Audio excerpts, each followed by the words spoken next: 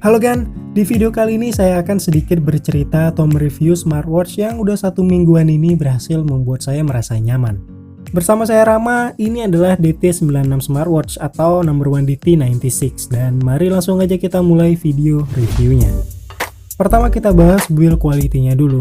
Untuk housingnya smartwatch ini terasa cukup solid dan ringan banget.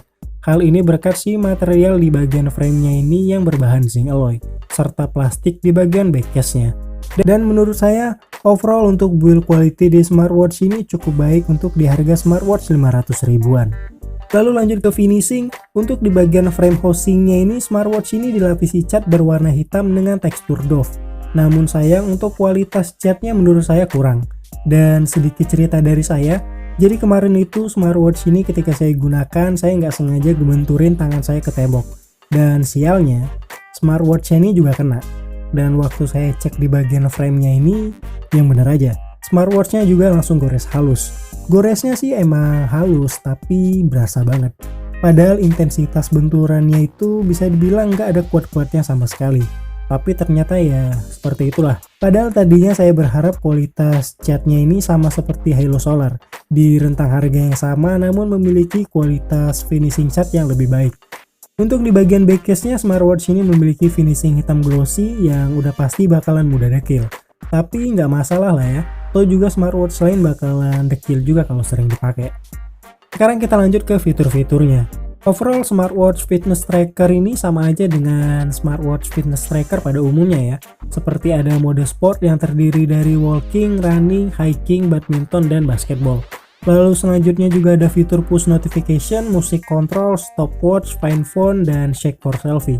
Untuk fitur shake for selfie-nya ini kalian hanya bisa menggunakan kamera yang tersedia di aplikasi FitCloud Pro dan tidak bisa menggunakan aplikasi kamera bawaan smartphone.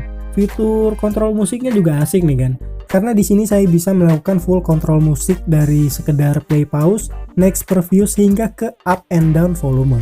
Sedangkan untuk fitur push notifikasinya, aplikasi yang didukung juga lengkap banget kan kalau menurut saya. Dan untuk jumlah karakter yang bisa ditampung, smartwatch ini juga lumayan banyak. Udah cukup banget lah untuk sekedar ngintip isi pesan yang masuk di smartphone sebelum pada akhirnya kalian buka langsung. Dan yang paling penting menurut saya adalah DT96 smartwatch ini nggak bakal ngerespon fake notif seperti checking new message dari WhatsApp atau synchronize email dari Gmail.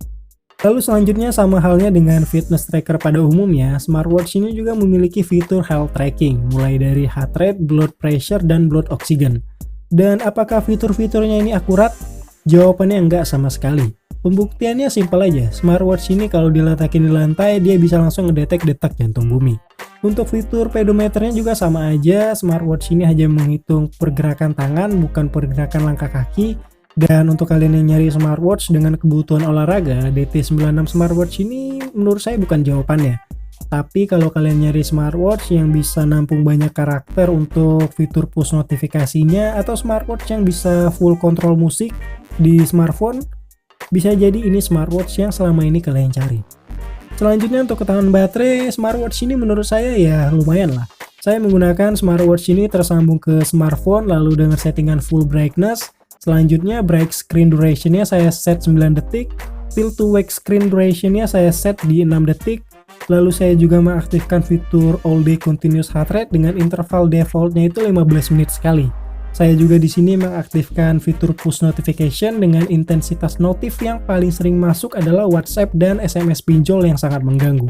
Dan hasilnya smartwatch ini mampu bertahan hingga 3 harian. 3 harian lebih maksudnya, untuk lebihnya sendiri yaitu sekitar 7 jaman. Selanjutnya smartwatch ini juga sudah disertifikasi IP67 yang sudah saya tes dipakai mandi, cuci tangan, ataupun basah-basahan di bawah dinginnya hujan. Dan hasilnya sejauh ini sih oke-oke aja, asal jangan dibawa berenang. Kecuali kalau kalian anaknya Raffi Ahmad ya, kalian iseng ngerendam Apple Watch yang original di air aki juga terserah kalian. Untuk watch face di smartwatch ini terdapat 5 pilihan watch face. Dengan satu watch face yang paling terakhir yang bisa kalian ganti-ganti lewat aplikasi FitCloud Pro yang ada di smartphone. Dan untuk watch face di aplikasi FitCloud Pro-nya juga lumayan banyak. Dan kalian juga bisa nge-transfer foto yang ada di galeri untuk dijadiin watch face di DT96 smartwatch ini lewat aplikasi FitCloud Pro-nya tadi. Dan itulah tadi sedikit cerita atau review saya selama menggunakan DT96 smartwatch ini. Dan kenapa di opening tadi saya bilang kalau saya nyaman menggunakan smartwatch ini? Alasannya karena smartwatch ini sudah sesuai dengan kebutuhan saya.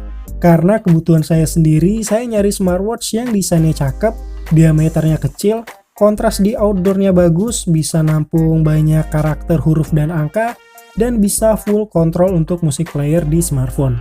Dan semua yang saya mau tadi semuanya sudah terpenuhi di DT96 smartwatch ini. Dan seperti biasa link pembelian ada di deskripsi, harganya sekitar 500 ribuan, dan silahkan like video ini jika kalian suka dan silahkan share ke semua akun sosial media kalian jika kalian berkenan. Dan apabila ada yang ingin didiskusikan atau sekedar berbagi pengalaman bagi kalian yang sudah menggunakan DT96 smartwatch ini, silahkan komen aja di kolom komentar. Jangan lupa juga untuk subscribe channel ini agar kalian terus ngedapetin updatean video-video terbaru selanjutnya. Akhir kata saya Ramadan Febriansyah pamit dan sampai bertemu di video selanjutnya.